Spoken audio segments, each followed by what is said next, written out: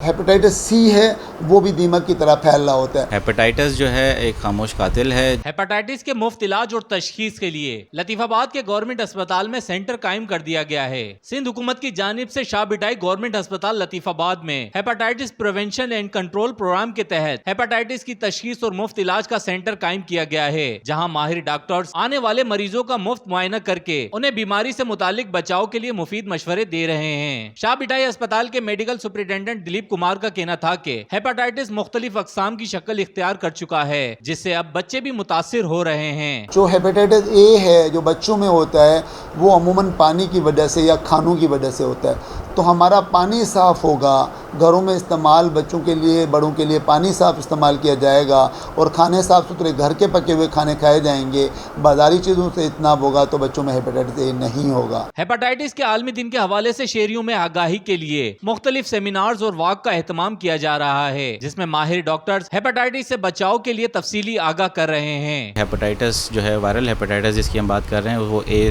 B, सी, D और ई की वजह से होता है, और इनमें जो प्रिकॉशनरी मेजर्स हैं वो हमें मास लेवल पे डिसमिनेट करनी चाहिए अपने पेशेंट्स को और आवाम को, ताकि उनको पता चल सके कि इसकी कैसे देखभाल करके हम उसको बच सकते हैं। सिंध हुकूमत के खुसूसी प्रोग्राम हेपेटाइटिस से पाक सिंध के तहत सूबे भर में 400 से जायद सेंटर कायम किए गए हैं, जहां टेस्ट, इलाज और वैक्सीन की तमाम सहूलियात मुफ्त दी जा रही हैं। कैमरामैन अदनान ज़ई के साथ रेहान गनी, पासबान न्यूज़, हैदराबाद।